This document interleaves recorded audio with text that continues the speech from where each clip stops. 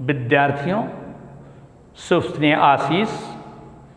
आज कक्षा 10 के विद्यार्थियों के लिए गणित विषय के अंतर्गत पहले पाठ वास्तविक संख्याओं के अंतर्गत परिमेय संख्याओं का दशमलव प्रसार की चर्चा करेंगे।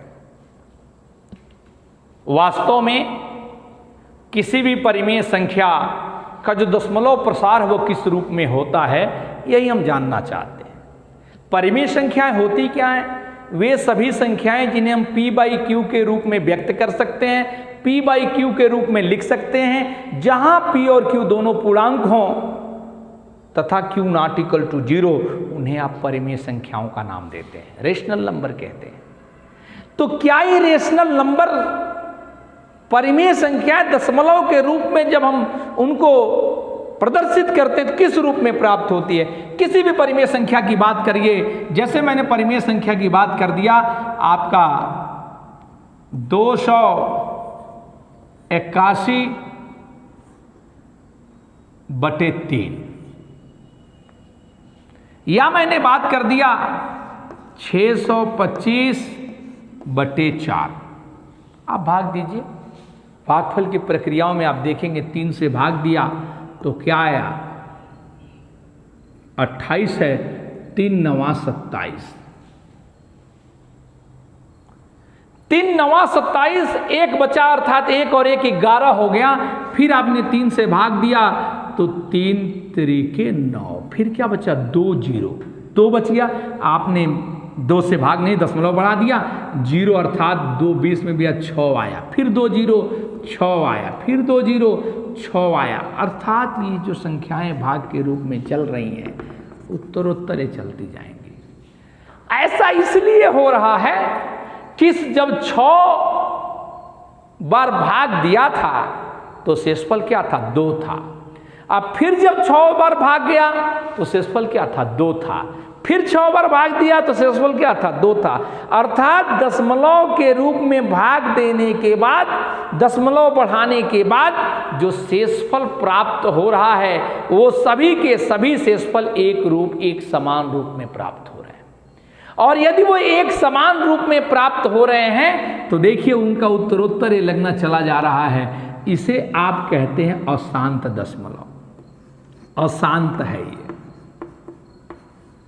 दशमलव के रूप में 2 उदाहरण मैंने दिया, उसमें पहला जो भागफल की प्रक्रिया आपने लागू किया उसमें पता ये चलता है कि दशमलव के बाद जो संख्याएं प्राप्त हो रही हैं उसमें एक संख्या ऐसी प्राप्त हो गई है जिसका रिपीटिशन बार बार होता चला जा रहा है। ऐसी संख्याओं को हम दशमलव के रूप में अशांत दशमलव का नाम देते हैं। इस रूप में बहुत सारी संख्याएं, एक ही नहीं, 2 हो सकती है, 3 हो सकती है, जैसे 4.375, 375, 375, ये चलता रहा, ये ऐसे आगे बढ़ता रहेगा। इसके अलावा अन्य चीज़ें हम भाग के रूप में जो दे रहे हैं वो दूसरा मिल सकता है। मान लीजिए 21.4795, 471, फिर लिख दिया 479651, 4799651। अब तो बढ़ते रहे।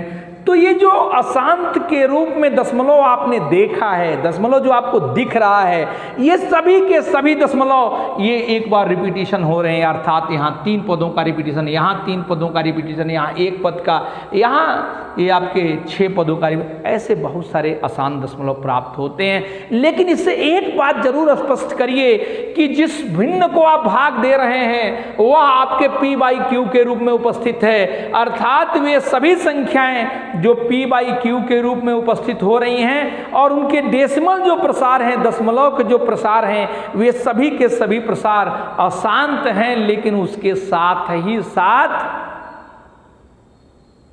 रिपीटिशन के दौर में है। आवर्त के रूप में आपने पढ़ा होगा आवर्ती गति, सुने होंगे आवर्ती गति के बारे में, एक ही पद को बार बार दोहराने वाली गति आवर्ती गति कहलाती है। ऐसी परिस्थितियों में 3 7 5 बार बार रिपीट हो रही, इसलिए आवर्ती कहते हैं। अर्थात ये अशांत तो है, साथ ही साथ आवर्ती है। अर्थात ऐसे दशमलव को, अर्थात जो एक ही संख्या का बार बार रिपीटिशन करती है, इन संख्याओं को अशांत के रूप में हम आवर्ती दशमलव के रूप में जानते हैं।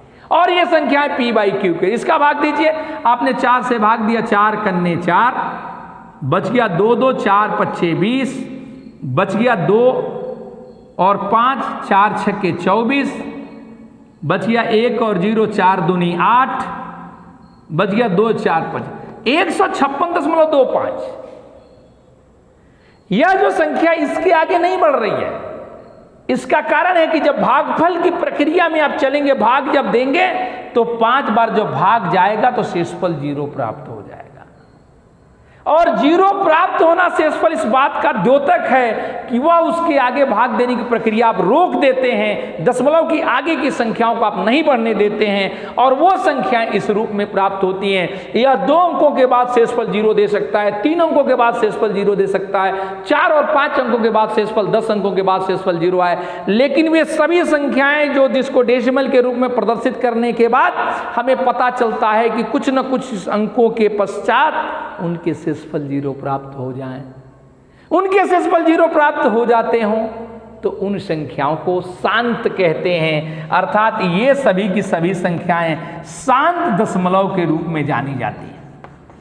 और ये संख्याएं कैसे भी हो सकती है, मैंने लिख दिया 3.6144798, अर्थात इतने अंकों बाद 1 2 3 4 5 6 अंक दशमलव के बाद भाग देने पर शेषफल 0 प्राप्त हो गया होगा।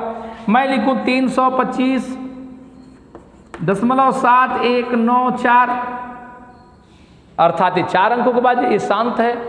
इससे एक बात स्पष्ट हो गई, डेसिमल के प्रकार में, दशमलव के प्रकार में, यदि दशमलव के प्रकार में वो सभी संख्याओं को आप आगे बढ़ाना चाहते हैं और वो दशमलव का प्रसार कुछ अंकों के बाद शेषफल 0 को देता है, तो वे सभी की संख्याएं, सभी की सभी संख्याएं जो शांत दशमलव कहलाती हैं वे भी परिमेय होती हैं। अर्थात परिमेय संख्याओं को हम शांत दशमलव के रूप में निरूपित करते हैं। और इसी का दूसरा बात हम कह सकते हैं कि जो परिमेय संख्याएं हैं यदि वो अशांत हैं तो उन्हें हम अशांत और आवर्ती के रूप में प्रदर्शित करते हैं।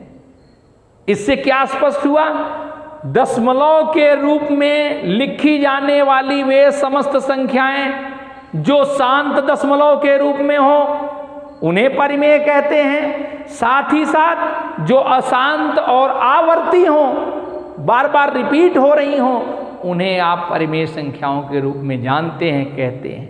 इससे स्पष्ट हो गया कि किसी भी परिमेय संख्या को हम 2 रूपों में व्यक्त कर सकते हैं। एक होगा शांत दशमलव और दूसरा यदि अशांत है तो क्या होगा, आवर्ती। आज की कक्षा में सिर्फ इतना ही, शेष अगली कक्षा में मुलाकात होने पर। धन्यवाद।